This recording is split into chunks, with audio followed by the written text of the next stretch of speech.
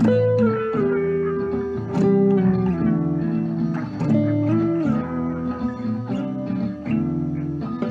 pagando um preço maior, vivendo à espera do fim, lutando e trazendo uma ideia melhor, buscando Para quem não me conhece, eu me apresento. Eu sou o Oswaldo de Camargo e tenho um prazer muito grande de estar falando a respeito de literatura negra. O que me leva a falar a respeito disso com bastante entusiasmo e com uma certa paixão até. Eu sou jornalista, escritor, eu tenho 11 livros publicados, está saindo agora um outro livro meu chamado Negro Disfarce, e eu quero falar a respeito de uma pergunta que me fizeram quando me convidaram para participar deste grupo em que está meu filho Maurício e o Cuba e outros amigos meus, sobre literatura negra. Mas a pergunta que me fizeram, que é o ponto maior desse encontro, é por que literatura negra e não se fala em literatura branca? Olha, esse nome, literatura negra, é muito importante. É muito importante porque o negro tem uma história no Brasil. O negro está no Brasil pelo menos desde 1530. Mas veio numa situação de escravidão, de servitude, sem fala, sendo seu corpo uma ferramenta para plantações, para colheitas. Não se via nele, de fato, um ser semelhante, com a mesma altura, com a mesma transcendência, com a mesma beleza do homem branco. Esse foi o fator da escravidão. A escravidão, ela desumaniza, esse é o grande drama. A escravidão não pode ver a alma da pessoa. Se enxergar também a alma, já não é mais escravidão. A literatura negra, quer dizer, literatura de negro, feita por negros, falando da sua realidade, da sua história, do seu pensamento, do que ele espera para o futuro, é uma das ferramentas maiores, melhores, para tentar remediar, consertar isso que está aqui. É fácil perceber que o Brasil não é um país muito igual, não.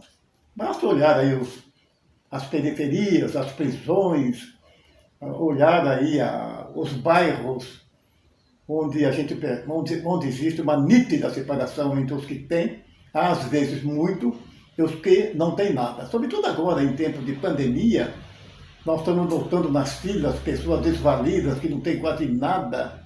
E vamos falar a verdade, o Brasil, com 54% de população negra, nessa população negra está negros, pardos e mulatos, a gente sabe que a parte mais empobrecida, a parte que tem menos participação na democracia é o negro.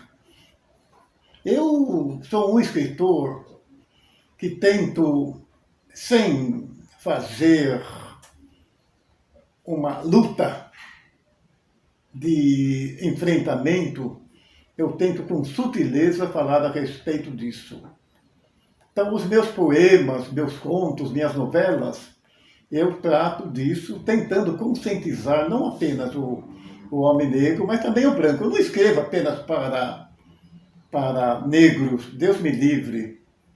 O fato de ser negro não abrange todo o ser.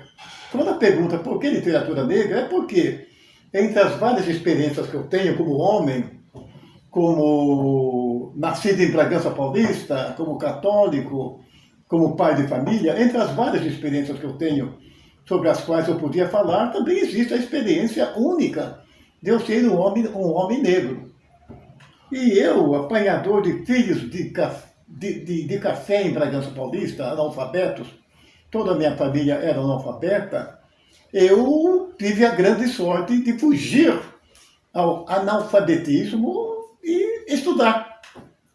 Mas eu estudei por causa de uma desgraça familiar, porque eu perdi a mãe com 6 anos, o pai com 7, eu fui internado em orfanatos, eu aprendi a ler, eu fiz muito esforço, me tornei jornalista e Aqui sou escritor. Então, o meu texto ele se baseia muito numa experiência pós-abolição.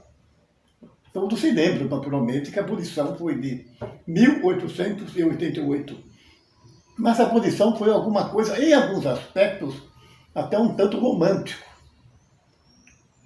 Porque era o único país do mundo que tinha ainda escravidão, tinha servitude. Já era tempo de se livrar disso, que era uma nódoa, uma vergonha para o Brasil ser um país que tinha escravos. Então fizeram uma libertação que já tinha sido preparada há muito tempo, que deve ter sido uma das maiores festas, o 13 de maio de 1888, sem dúvida. Foi uma das maiores festas que o país já teve. Pois bem, só que não se providenciou de preparar o mínimo para que esses homens que estariam libertados, né, entre aspas, tivessem condição de prosseguir uma vida, pelo menos com humanidade, com um certo bem-estar, com uma casa, com emprego. E isso não aconteceu. Não houve providências para que isso acontecesse. E a consequência nós estamos vendo hoje. Né? Quando você olha esse número enorme de negros, entre os 54% da população que estão em carência, é consequência de uma posição mal feita. E não é à toa que um poeta, um grande poeta, amigo meu, está hoje com 93 anos, que é o Carlos de Assumpção, ele fala, né? A liberdade que me deram foi um cavalo de Troia. Havia serpentes futuras debaixo do manto de entusiasmo. Então, na verdade, a literatura que o preto faz, que o negro faz, é uma literatura, pelo menos eu penso assim, na minha literatura, é para corrigir alguns passos mal dados pelo país. Um dos piores passos que o Brasil deu foi fazer uma libertação sem preparar. E eu posso falar isso com toda a convicção, porque meus pais foram consequência. Meu pai nasceu 12 anos após a abolição. Então, eu, que ia apanhar café com eles quando era pequeno, eu vi muito bem o que era pós-abolição no interior. Pelo menos na minha terra, em Bragança, na região, em Campinas, em Jundiaí, em Limeira. Era a mesma coisa. Agora, eu tenho a sorte de ter uma ferramenta que é a literatura. E um dos poemas que eu uso mais para mostrar isso, que está nessa antologia aqui, Luz Breu, antologia que tem os poemas meus, eu não sou apenas poeta, eu também escrevo contos, novelas. Então, o poema meu mais declamado, mais conhecido, é Em Maio, que é uma crítica ao 13 de maio. 13 de maio hoje se tornou uma data para reflexão, não mais para louvores. Antigamente era até feriado, década de 30, 40, pouco antes até, o 13 de maio era um feriado, era festejado por negros, por brancos, nas escolas. Depois, com o tempo, foi perdendo a sua importância, até que no século passado, a partir de 1970 por aí, começaram a aparecer movimentos para mostrar a falácia que o 13 de maio foi uma liberdade que não era uma liberdade total. É em torno disso que nós podemos justificar uma literatura negra.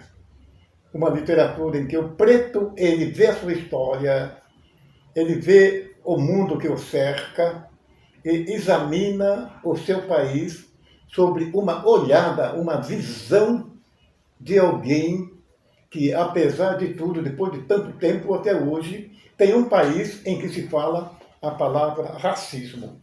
Essa palavra racismo é uma palavra que no Brasil, sobretudo, um país misturado, cheio de negros, mulatos, pardos, casamento misto, tanto, essa palavra racismo devia não existir mais. Devia aqui no Brasil ter aquele pensamento um tanto utópico de um pensador francês, que ele diz o seguinte: só existem duas raças, a boa e a má, em toda parte do mundo, misturadas, espalhadas. Essa devia ser a visão, você olhar a pessoa por dentro. Na minha opinião, o racismo é algo desesperado, irracional, louco, para impedir que o negro mostre a sua alma. A minha visão não é uma visão sociológica, eu não sou sociólogo, eu não sou político, não sou ativista político. Quando me insere no movimento negro, eu aceito com todo prazer. Mas eu estou no movimento negro pela literatura que eu escrevo. Porque também escrever é fazer movimento. É tentar dar informação, tentar mostrar o seu pensamento a respeito do que seria a dignidade para um homem ou para uma mulher. O meu poema mais declamado, um dos mais declamados, mais conhecidos, depois que eu escrevi com 24 anos o meu Grito de Angústia, né, onde eu falo, em que eu escrevo, eu conheço um grito de angústia trovejante, que deve estarrecer todas as minhas amantes que eu tenho de certo. Eu conheço um grito de angústia, e eu posso escrever este grito de angústia, e eu posso berrar este grito de angústia. Quer ouvir? Sou um negro, Senhor. Sou um negro. Eu escrevi isso com 23 anos, quando estava ainda na Associação Cultural do Negro aqui em São Paulo. E eu me espantei muito quando percebi que esse último verso do meu poema, ele tinha repercussão muito séria em muita gente, que se sentia que o fato de ser negro o impedia de participar totalmente das benesses da democracia, da igualdade e do respeito. E o que me dói ainda hoje é que este verso meu que eu escrevi em 1958, vejam só, 58 para 2000 são mais de 60 anos, este verso ele ainda continua sendo válido para muita gente ele é válido. Eu conheço um grito de angústia, e eu posso escrever este grito de angústia, e eu posso berrar este grito de angústia. Quer ouvir? Sou um negro, Senhor, sou um negro. Não é vergonha de ser negro, é ainda perceber que, sendo um país que teve uma revolução em 1889 para trazer a república, a palavra república vem da palavra res, pública, quer dizer, coisa para todo o povo. Mas só que nesta coisa para todo o povo, o negro praticamente não entrou. Então, esta é a reação que a literatura faz. É por isso que a literatura se chama literatura negra. É a literatura que só o negro pode escrever. Não me adianta falar em outros autores ótimos, grandes, maravilhosos, como Jorge Amado e tantos outros que escreveram a respeito do negro, livros muito lidos, e tantos outros. Eles não têm a experiência de ser negro. Eu diria que esses autores podem ser considerados de uma literatura, aqui eu estou dando o nome de negrista. Tem sua importância sim, por que não? Tem sua importância, mas não é a literatura que vem da veracidade, da totalidade, da realidade de ser um homem ou uma mulher negra nesse país. O meu poema que eu acabei também dizendo chama-se Em Maio, que já é um poema que faz a crítica ao 13 de maio. Ele foi muito declamado, até hoje ele é declamado. Ele até aparece há um CD do meu amigo chamado Felipe Antunes, um CD muito bonito, que tem violoncelos, tem uma cantora africana também. em que ele pediu que eu falasse esse poema. E saiu muito bom mesmo. E caiu bem dentro do tema que ele traz no CD. O poema se chama Em Maio. Eu escrevi isso há mais de 30 anos. Já não há mais razão para chamar as lembranças e mostrá-las ao povo em maio. Em maio sopram ventos desatados por mãos de mando, turvam o sentido do que sonhamos. Em maio, uma tal senhora liberdade se alvoroça e desce às praças das bocas entreabertas e começa. Outrora, nas senzalas, os senhores, mas a liberdade que desce às praças, nos meados de maio, pedindo rumores, é uma senhora esquálida, seca, desvalida, e nada sabe de nossa vida. A liberdade que sei é uma menina sem jeito, vem montada no ombro dos moleques, ou se esconde no peito em fogo dos que jamais irão à praça. Na praça, a esperança se encolhe ante o grito: ó bendita liberdade! E esta sorri e se orgulha de verdade do muito que tem feito. O que acontece?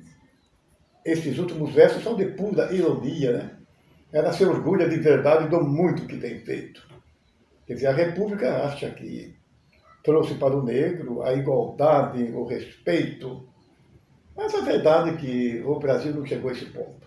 Se o Brasil tivesse chegado a esse ponto, nós teríamos um país com muito mais progresso, um país muito melhor para todos, negros e brancos. Na minha opinião, não existe uma questão separada do negro e do branco. É uma questão que diz respeito a todos. E faça-se justiça. A verdade é que nesta luta pela igualdade também apareceu muita gente branca, né? Desde Joaquim Nabuco, desde... o Castro Alves hoje é dado como mestiço.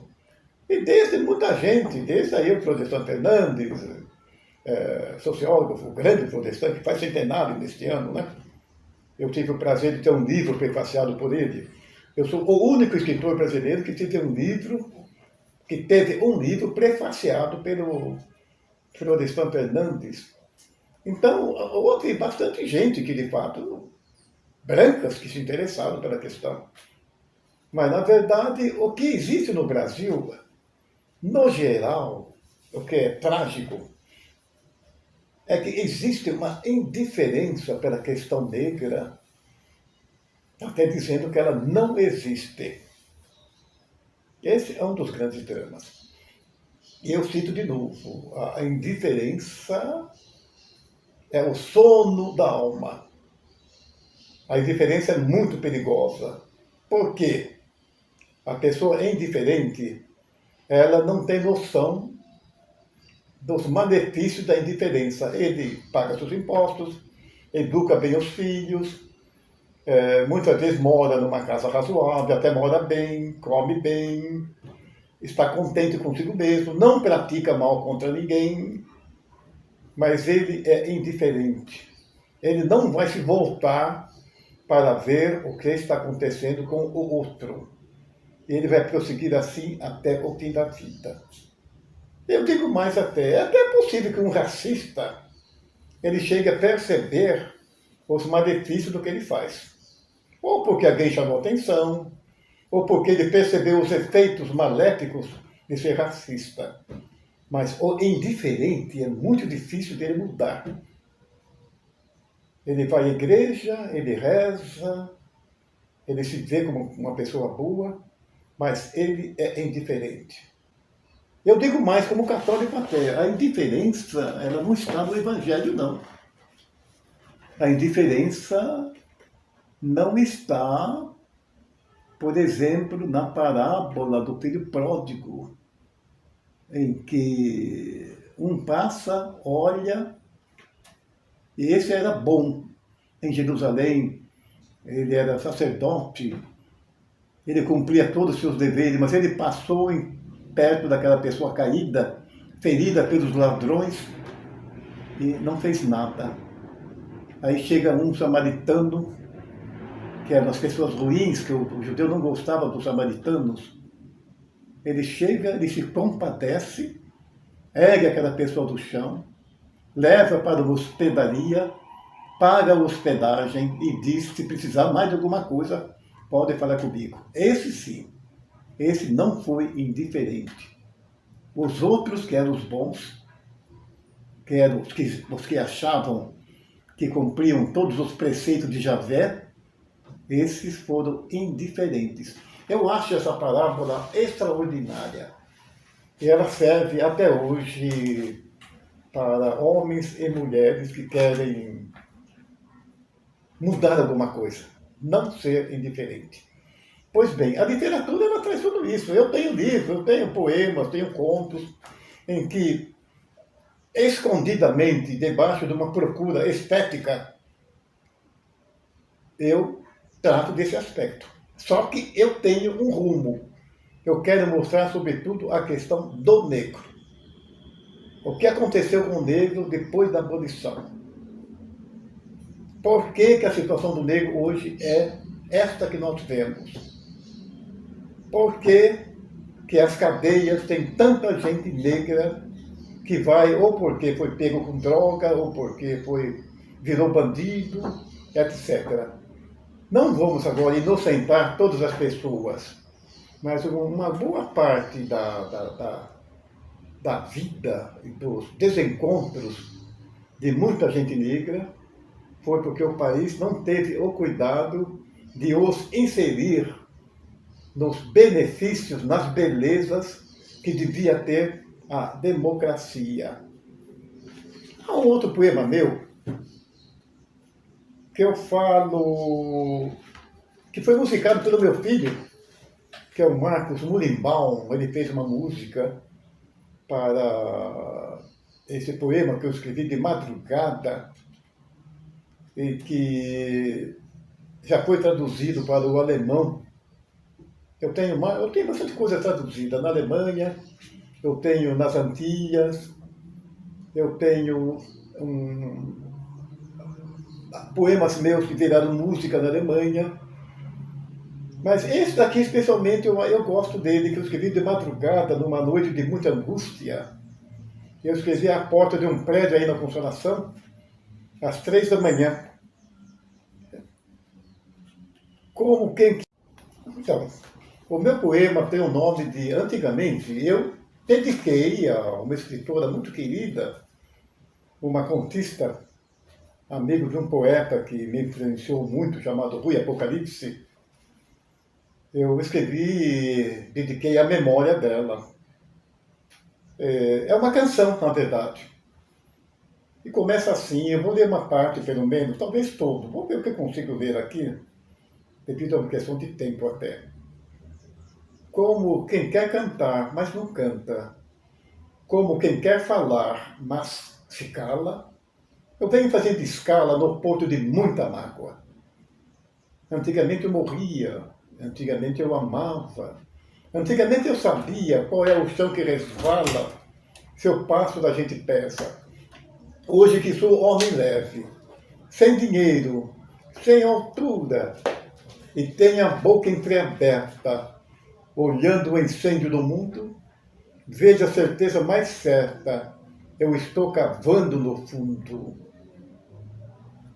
fundo da ventania, no fundo da tempestade, no fundo do pão dormido, no fundo de uma metade, no fundo do desamor, no fundo da noite longa.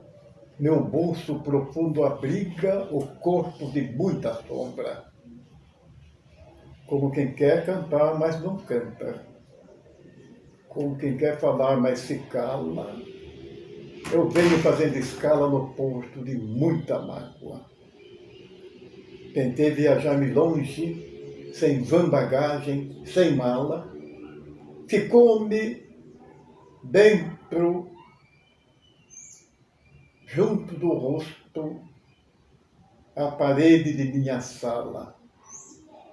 Borrões de sombras antigas, o relembrar pegajoso, o meu sofrer de mim mesmo e as vestes de umas cantigas. Antigamente eu morria, antigamente eu amava, antigamente eu sabia qual é o chão que resvala se o passo da gente pesa. Hoje, que sou homem leve, sem dinheiro, sem altura, e tenho a boca entreaberta, olhando o incêndio do mundo, vejo a certeza mais certa. Eu cavo sempre no fundo.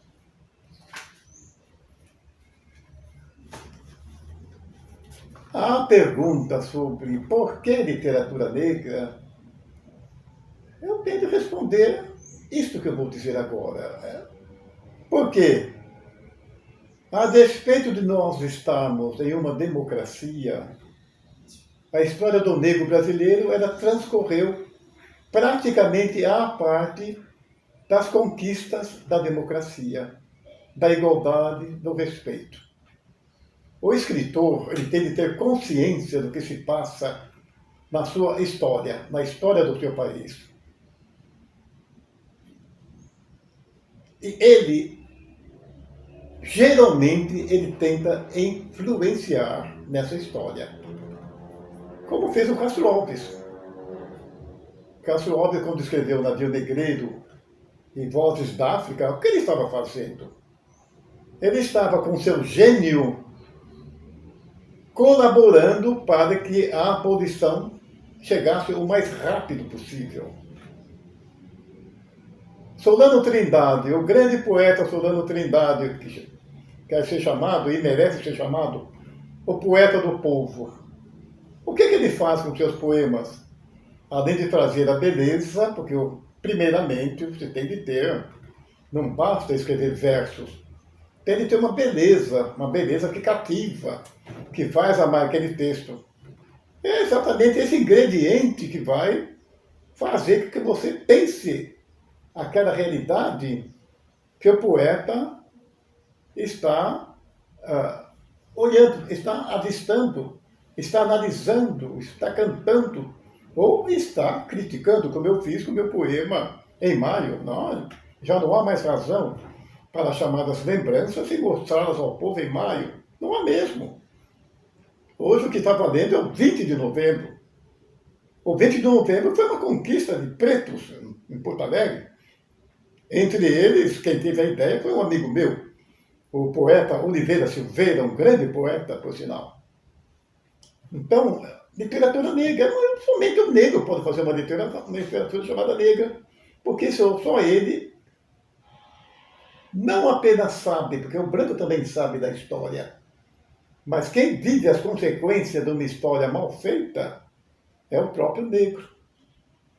E, por sinal, no meu caso, eu, filho de apanhadores de café, em Bragança Paulista, uma cidade muito desigual, uma cidade onde havia uma certa nata da população, que eram os coronéis, que eram os donos de fazendas, que eram os que teriam nome nas ruas, etc. E do outro lado, naquelas fazendas ali circunvizinhas, aquele povão que não usava sapato, que não aprendia a ler. Aliás, por falar em aprender a ler, a maior companheira da desgraça, podemos dizer, do preto, foi o analfabetismo. Se o negro tivesse aprendido a ler, a história dele seria outra, mas ele não aprendeu a ler. Então você veja, a literatura negra é para contextos de literatura, seja ele poemas, sejam contos,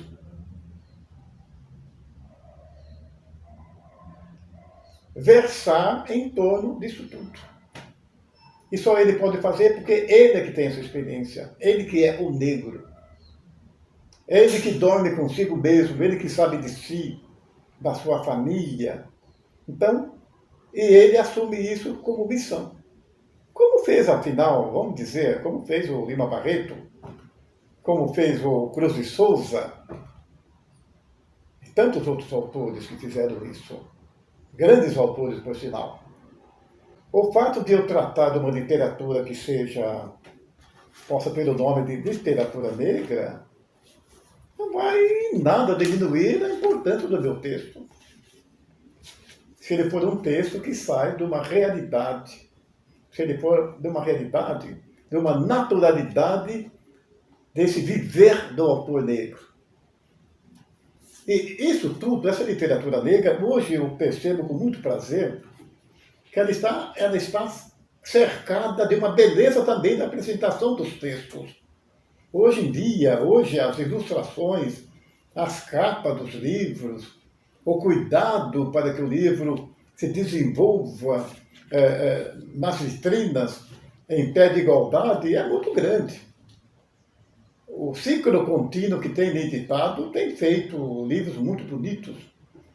Esse livro meu agora, aí, novo, que vai ser lançado em Brasília, ou foi lançado em Brasília dia 17, é um livro muito bonito. E essa beleza, ela se casa, essa beleza do desenho do artista, no meu caso o artista é o João Pinheiro, ela se casa muito bem com o texto. Quer dizer, o próprio desenho ajuda a fala do texto.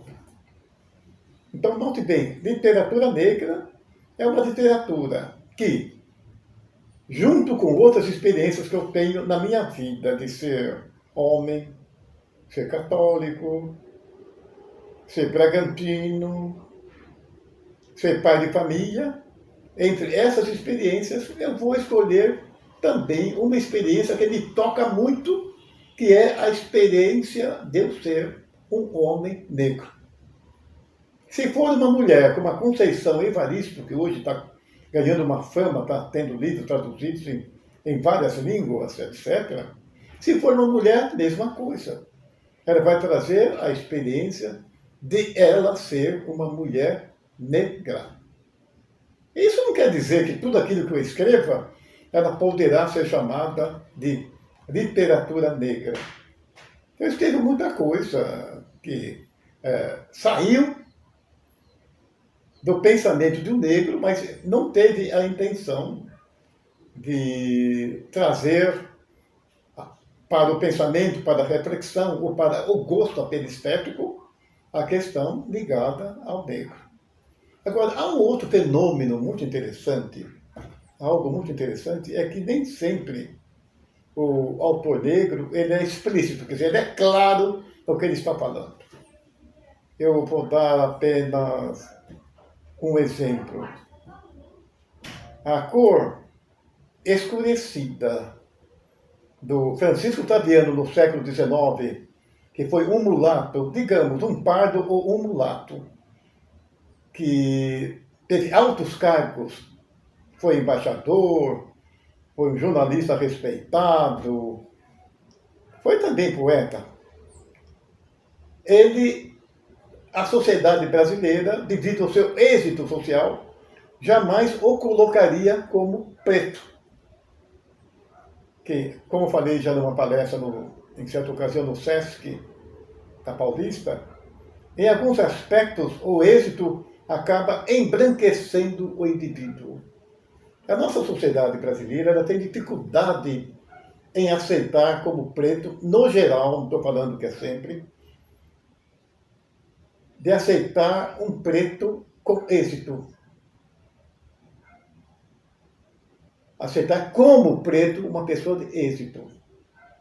O êxito acaba desviando o olhar dele para essa pessoa como preta. Aconteceu a questão do Francisco Taviano. A sociedade da época não via o Taviano como um mulato.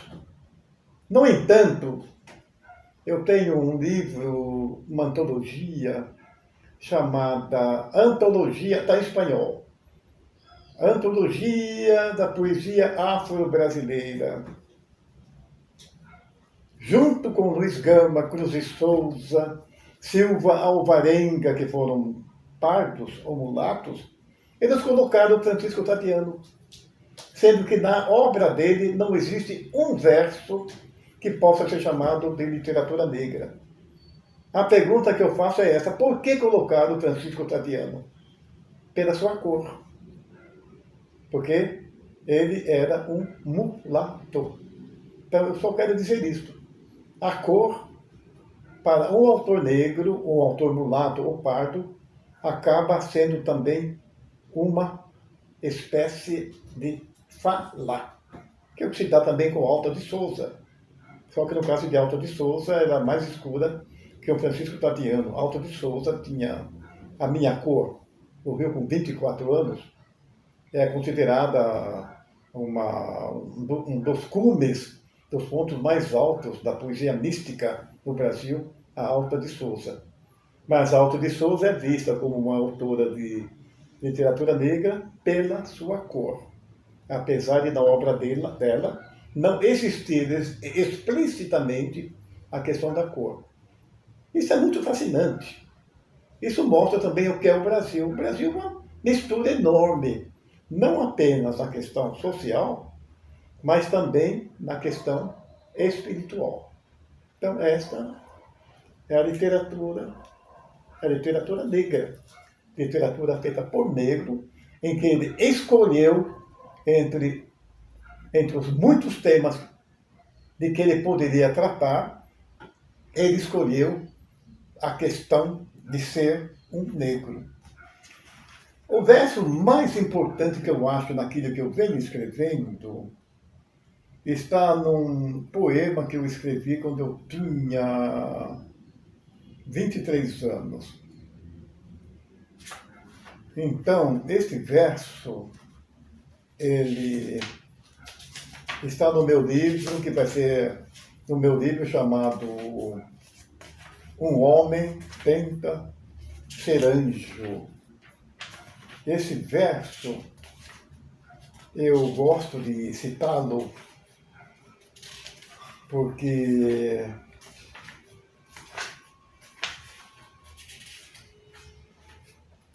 ele traduz bem a situação do negro intelectual, do negro artista, do negro músico, do Milton Nascimento, do Djavan, dos poetas, de todos eles, Ney Lopes, todos cabem neste verso, quando se olha a cor que eles têm.